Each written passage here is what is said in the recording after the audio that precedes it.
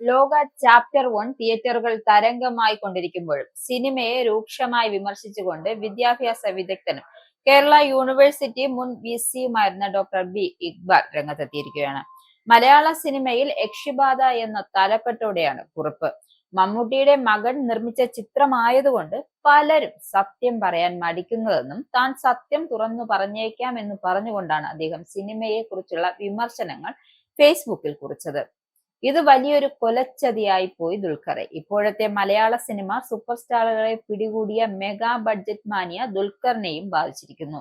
ഫലം മിതമായ ഭാഷയിൽ പറഞ്ഞാൽ ഭീവത്സം, അരോചകം, അസഹ്യം എന്നൊക്കെ മാത്രം വിശേഷിപ്പിക്കാൻ കഴിയുന്ന നല്ലൊരു തിരക്കഥ പോലുമില്ലാത്ത ഒരു പരമബോറൻ യക്ഷിക്കഥ.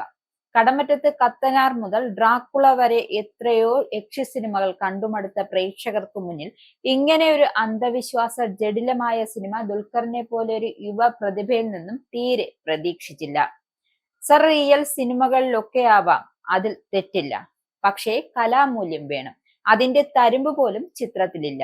സിനിമയ്ക്കായി സൃഷ്ടിക്കപ്പെടുന്ന കൃത്രിമ ഹൈപ്പ് കാണുമ്പോൾ നീലി യക്ഷിക്കായി നെഗറ്റീവ് രക്തം ദാനം ചെയ്യാൻ തിയേറ്ററുകൾക്ക് മുമ്പിൽ ജെൻസി ക്യൂ നിന്ന് തുടങ്ങുമോ എന്നാണ് തന്റെ ഭയമെന്നുമൊക്കെയാണ് വിമർശനങ്ങൾ നിറഞ്ഞ പോസ്റ്റ് സിനിമ ബഹിഷ്കരിക്കണമെന്ന് ആഹ്വാനം ചെയ്തുകൊണ്ടാണ് അവസാനിക്കുന്നത്.